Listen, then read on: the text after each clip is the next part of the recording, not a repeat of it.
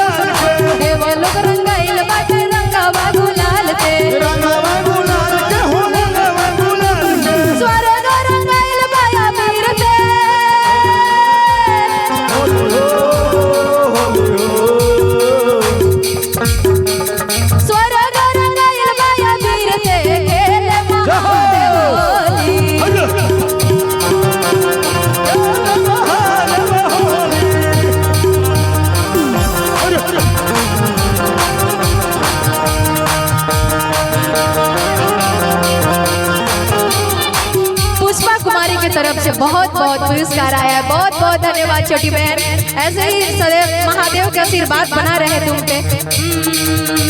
भैया थोड़ा ध्यान देवे के बा। उड़े काशी में अबीर खेले महादेव होली, उड़े काशी में अबीर खेले महादेव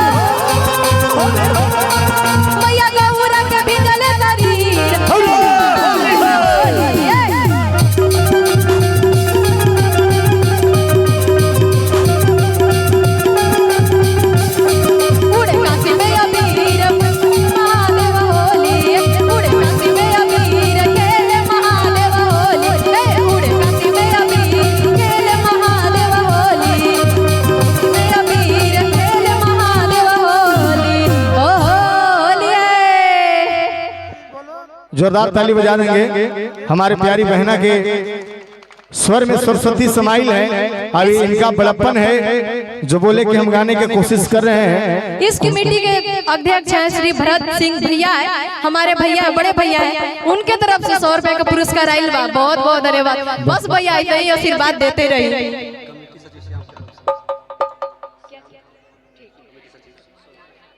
कमेटी श्याम सचिव की तरफ से 100 रुपए का पुरस्कार आइल बा।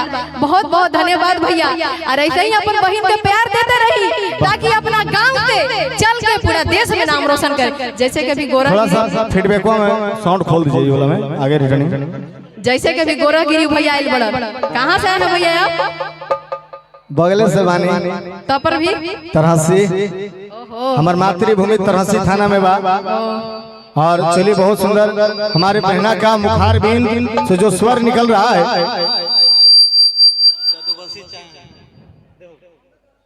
जदुवंशी चाचा है, मेरे गांव का उप प्रमुख थे पहले। वाह, जोरदार ताली बजा दीजिए। और इस चाचा के लिए एक बार जोरदार ताली बजा दीजिए, क्योंकि ये मुझे भी बहुत सम्मान करते हैं और अपने बेटी को शान समझते हैं।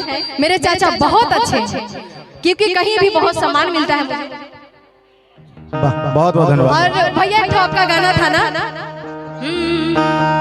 पूछली है अगल तो ना अगल बगल से है अगल बगल से। ए तू राजा होबे अपन शहर के त हमरा नी मैदानी नगर के। अरे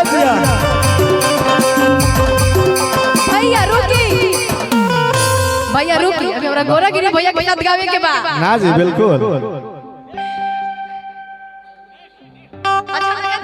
हाँ गाइए, बहुत सुंदर। एक बार हाला करके बताइए भाई लोग, अच्छा लग रहा है ना?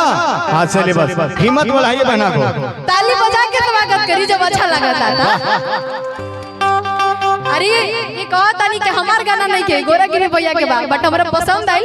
अरे भैया बोले हैं कि तू रानी हुई पे अपना शहर के, हम राजा यो मैदनी नगर के। हम रानी आए। बड़प्पन है आपका। चलिए हाँ, चलिए उठा दीजिएगा। पूछली है अगे सुनाया अगल बगल से गे अगल बगल से।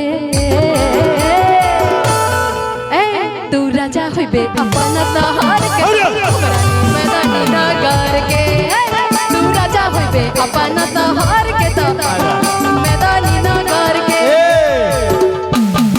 और चलिए, गाना बहुत सुंदर, मगर दो डांसर आ जाए तो आप चार चांद लग जाए। चला जाए गाना में, बहुत सुंदर गा रही है हमारी बहना। चलिए अंजलि जी, प्रिया जी, दोनों आ जाते रंगारंग में। बहुत सुंदर। मंगल विश्वकर्मा चाचा की तरफ से, मौसा की तरफ से, मौसा लगते हैं हमारे, उनको तरफ से आया है कोई पुरस्कार। बहुत बहुत धन्यवाद। अपनी बेटी के बहुत आशीर्वाद मांग। बसंत भैया जो कि पोखराहा खुद से चल के आए हैं। बहुत बहुत धन्यवाद भैया। देखिए पोखराहा से चल कर आए हैं मेरे बसंत भैया, और अपन छोटी बहन के बहुत प्यार दे रहे हैं। वाह भैया, ऐसा ही प्यार देते रहिए ताकि बहन का हौसला बुलंद रहे। का अरे गोरागिरी भैया के लिए हम एगो गाना जरूर गाएंगे। बिल्कुल बिल्कुल। आपके मतलब भाभी जी को थोड़ा बताएंगे कि सुहा कुड़िया मेला में आइएगा तो भुला जाइएगा। सुना दे क्या? सुनाइए सुनाइए। नाया नोहदय भी कनिया बाड़ू।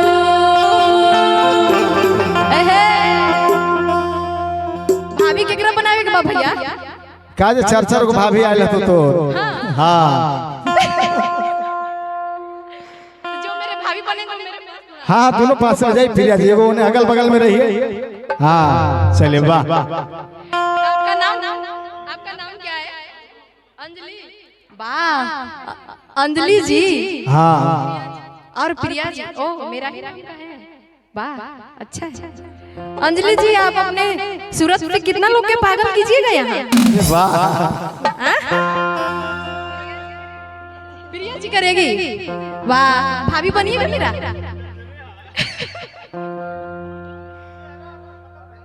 भाभी बनिएगा।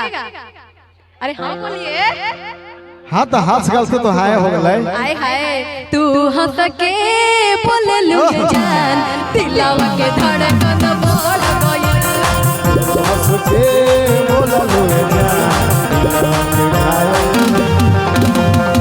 ए भैया तो ई हंसी के चक्कर में फंसे के नहीं थे बताई हंसे के चक्कर में फंस गईला तो भैया चल गईला काहे कि भाभी का को भैया खोजिए ना भी कोई पते नहीं थे